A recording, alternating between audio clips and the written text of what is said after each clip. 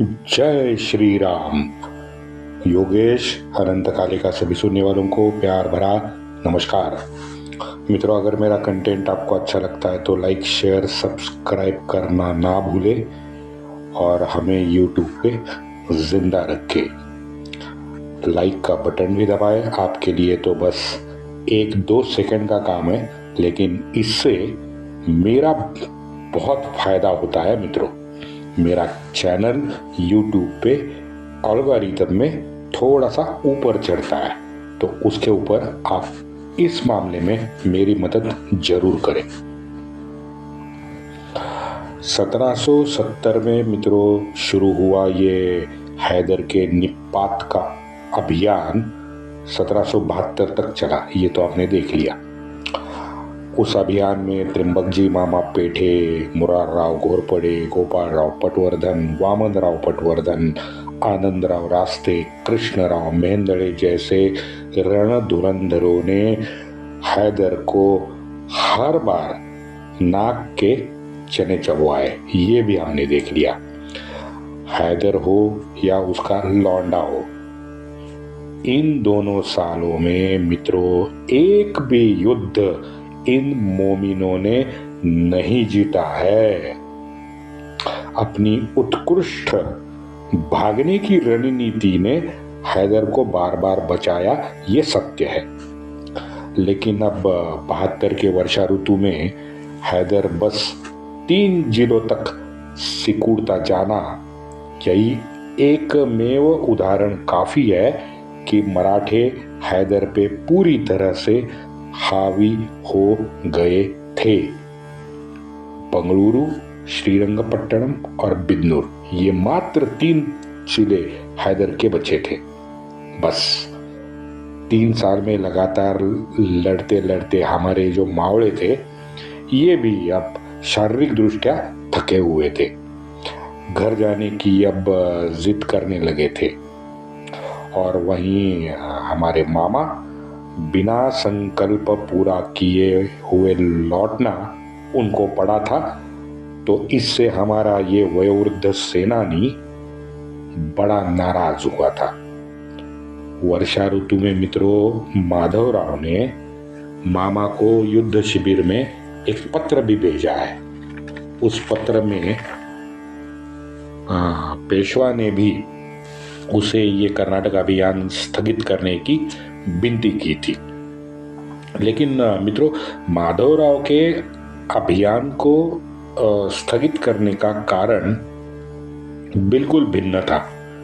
अभियान में हो रहा खर्चा बहुत ज्यादा था, ये कारण था।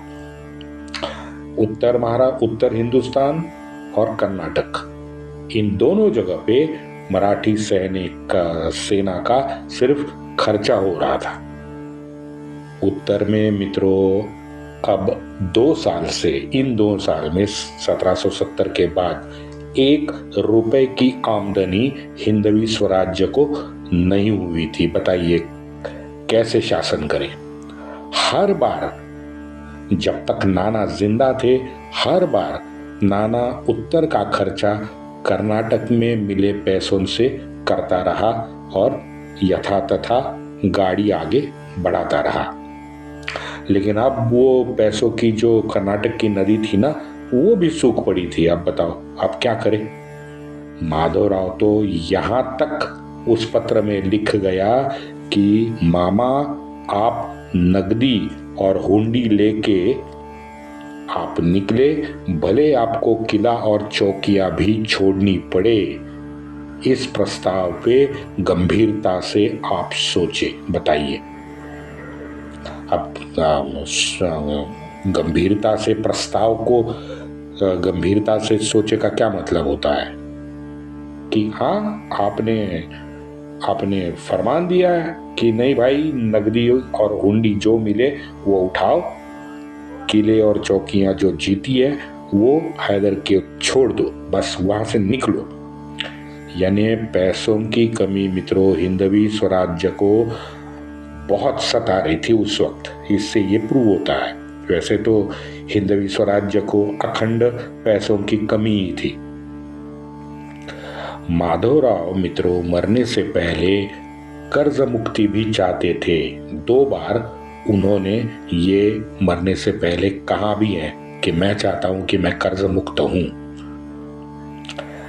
बाकी का तो ठीक है, लेकिन कड़े संघर्ष के बाद जीता हुआ जो उत्तर कर्नाटका का और मध्य कर्नाटका का क्षेत्र था, वो फिर से हैदर को ऐसे यूं ही लौटाने को मामा बिल्कुल राजी नहीं था। लेकिन क्या करे, आखिरकार बॉस का आदेश है, बॉस का आदेश तो सिर सावंद मानना ही पड़ेगा। मामा ट्रीटी साइन करने को तैयार हो गया। 22 जून 1772 को किकेरी के नजदीक जो युद्ध शिविर मामा ने लगाया था, वहां बकायदा एक ट्रीटी का कागज बनवाया गया। दोनों पक्षों ने वहां पे हस्ताक्षर भी किए। उसके कलम कौन से थे?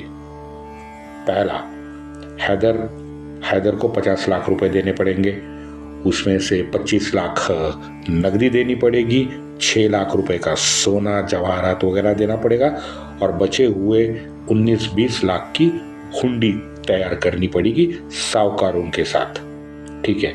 दूसरा, उत्तर पूर्व कर्नाटका के शीरा, मदगिरी, गुर्रमकोंडा, दोड्डबाड़ापुर और चंद्राय दुर्ग और कोलार होस्पेट, ये सारा प्रदेश मराठों के पास बना रहेगा, तथा ये नंदी दुर्ग, चिक्कबाड़ापुर, देवनराय दुर्ग हैदर के पास चला जाएगा।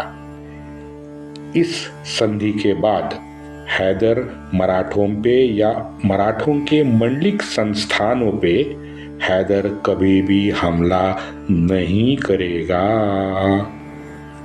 मोटा मोटी ये 2-3 का विधेय उसमें थे। 22 जून को ये तो हो गया। मित्रों, इस ट्रीटी में आनंदराव रास्ते और हमारे सेनापति मुरारराव घोरपड़े मध्यस्थ बने। हैदर ने वो 25 लाख रुपए की जो नकदी देनी थी, वो तो तुरंत वहीं 1-2 दिन में पेश कर दी, मराठों को दे दी। लेकिन आगे की वो जो 6 लाख के जेवरात और बची हुई हुंडी थी ना, वो देने में आपाजीराम समय गंवाने लगा। षड्यंत्र आपाजीराम ने शुरू कर दे। एक दिन उसके इस समय बर्बाद करने के कपट से मामा एक दिन उब गया। मामा ने अचानक आपाजीराम को वहीं किकेरी में कैद भी कर लिया। मामा ने पेशवा को वहां से पत्र भेजा है। सेनापति यानी मुरारराव घोरपड़े और रास्ते मध्यस्थ तो बने, लेकिन वो भी इस बार थोड़े से नाराज दिख रहे हैं। अगर स्वामी निरोगी होते तो बिना कुछ दिए बिना संकल्प पूरा करने की उनकी आज भी इच्छा है, खुल के मामा ने लिखा है। लेकिन यथार्थ अलग है। यथार्थ के आगे क्या कर सकते हैं, लाचार है। ठीक है, श्री कृपेवरून सर्व ठीक वावे ही इच्छा, ये इच्छा प्रकट की है मामा ने। अगर ये करने से श्रीमंत के सेहत पे अच्छा असर पड़ता है तो हमारे लिए उत्तम है। बाकी रकम और ये शर्तों की पूर्तता बिना लश्कर के भेजे हैदर पूरी नहीं करेगा। ये भविष्यवाणी भी मामा करते हैं, क्योंकि वो अभी से यहाँ पे छल कपट की वार्ता शुरू कर रहा है। यानी हैदर वहां भी कुछ गोल मटोल शुरू किया था हैदर ने। जून को मामा किकेरी युद्ध शिविर से निकला, अभियान समाप्त करके समाप्ति की घोषणा करके मामा किकेरी से निकला। 10 सितंबर को आगे 1772 के 10 सितंबर को पुणे से नजदीक अष्टविनायक में से एक विनायक जहां है थेऊर वाला, वहां उस थेऊर में माधवराव से आकर प्रत्यक्ष मिला। 30 लाख रुपए की नगदी मामा ने सरकार के खजाने में जमा कर दी। मित्रों, इस 2 साल चले कर्नाटक अभियान से खर्चा तो हुआ था, उत्तर से आमदनी तो कुछ नहीं थी। खर्चा कितना हुआ था? 1,39,00,000 रुपए मात्र। मैंने मात्र इसलिए कहा कि मामा के पास टोटल जो फौज थी वो 45 लाख मराठों की थी, 45,000 मराठों की थी। तो इससे आप समझ जाइए कि कम से कम 250 मैं कहाँ पहुंच गया, 2-2.5 साल 45,000 मावड़ों को खिलाना पिलाना, उनकी रक्षा करना, युद्ध साहित्य का जमावड़ा, इतना करने में मामा ने सिर्फ 1,39,00,000 रुपए का खर्चा दिखाया है। उसके मामा की ईमानदारी देखो आप। और फिर भी उसने जब अभियान समाप्त हुआ तो 30 लाख रुपए की नकदी सरकार जमा कर ली। प्रश्न उठता है कि इसमें से इस अभियान को क्या लाभ मिला?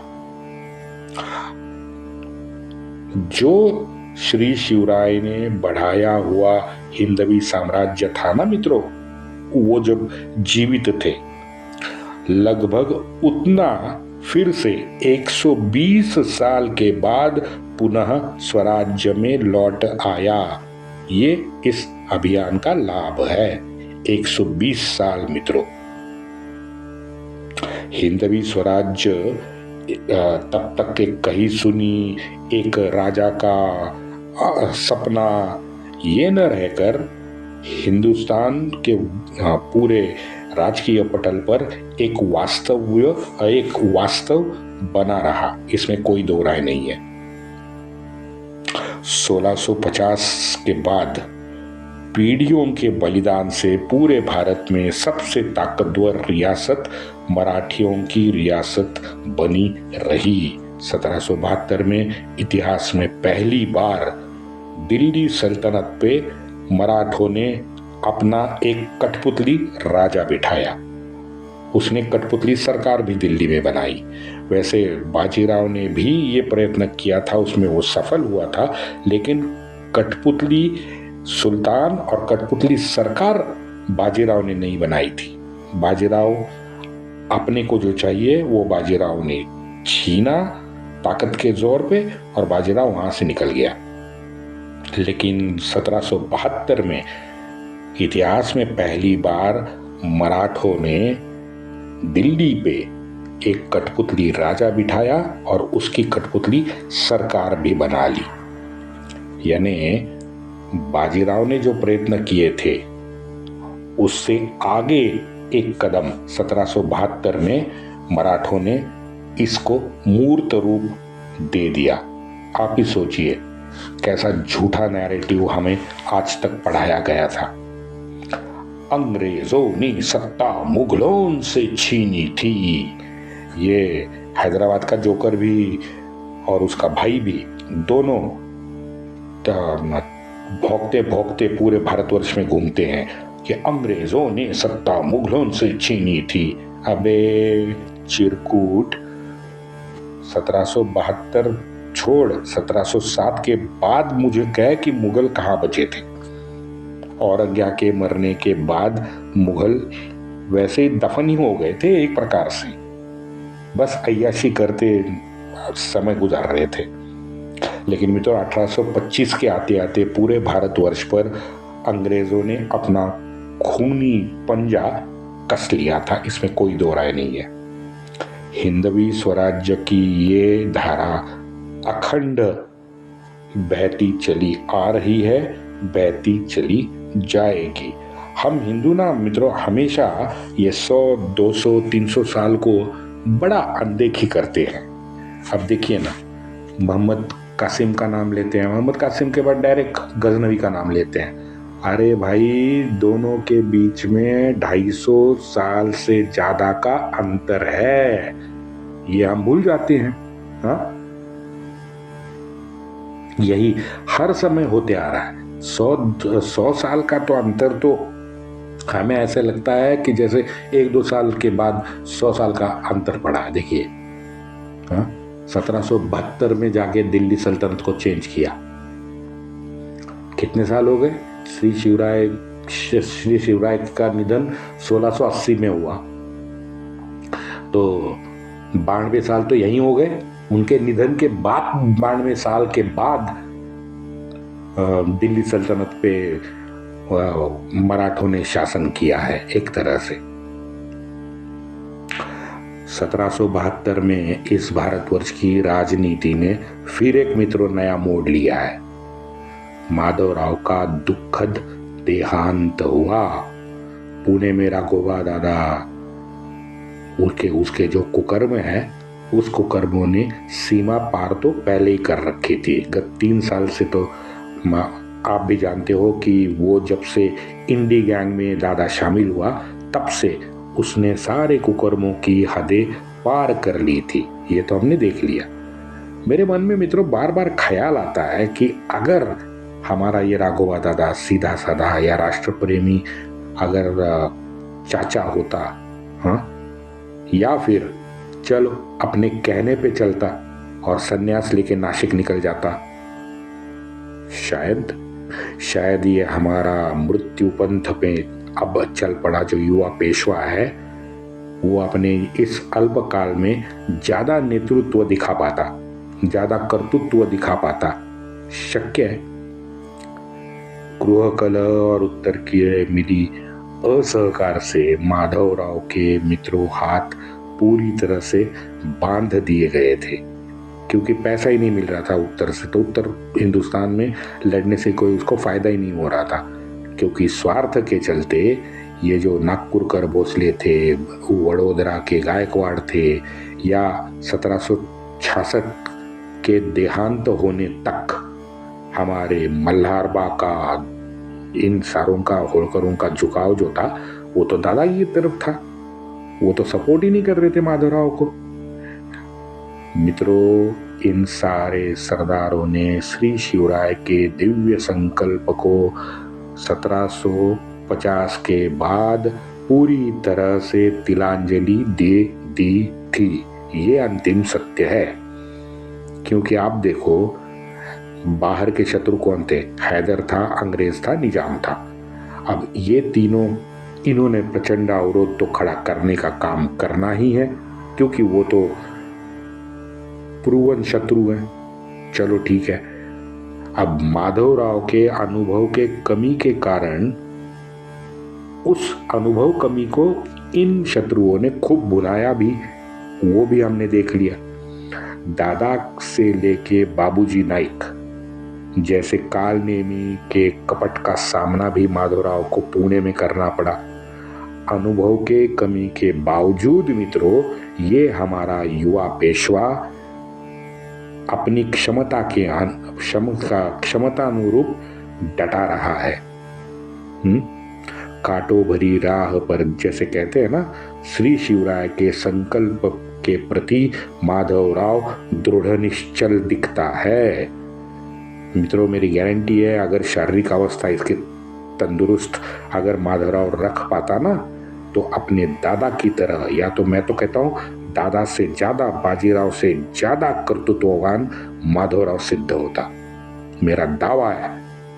1763 में मित्रों ये हमारी जो भारतीय राजनीति है ना, जिसमें हमने अभी बात नहीं की है, क्योंकि हम धारा प्रवाह तो यहीं का हैदर के पीछे लगे हुए थे 1761 के बाद। लेकिन वहाँ उत्तर में 1763 में भारतीय राजनीति ने फिर एक करवट बदली है।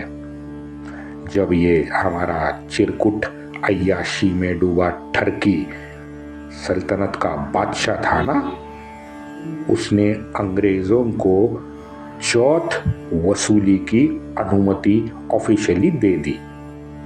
इलाहाबाद का मैंने आपको बताया था। ये ठरकी, ये अंग्रेजों को तो मोहर लगा के स्वाक्षरी करके अंग्रेजों को तो उसने माल दे दिया, लेकिन खुद 5 साल प्रयागराज में शुजा का आश्रित बन के वो रह रहा था। बताओ क्या औकात थी उसकी। अच्छा, वो कम पड़ गया तो 1765 में इस ठरकी हमारे सुल्तान ने सारा जो पूर्व भारत था ना, वो अंग्रेजों के झोली में डालने का काम किया और स्वतः कृतकृत्य होके वहां पे अय्याशी करता रहा। देखो उसके बाद हमारे भारत की दशा अंग्रेजों ने क्या की है, बताने की जरूरत नहीं है। अंग्रेजों ने एक तो वैसे तो कहते हैं कि प्लासी के युद्ध के बाद ही अंग्रेजों ने अपनी भारत की नींव बहुत ही मजबूत की थी, लेकिन सही मायने में मित्रों 1765 से अंग्रेज भारत का एक वास्तव बन गए थे, ये मेरा दावा है। यानी मजाक देखो, एक ठरकी दूसरे के नाम प्रॉपर्टी करता है और वो प्रॉपर्टी असल में होती है तीसरे की। यह है इन दोनों की फितरत। वंदे मातरम।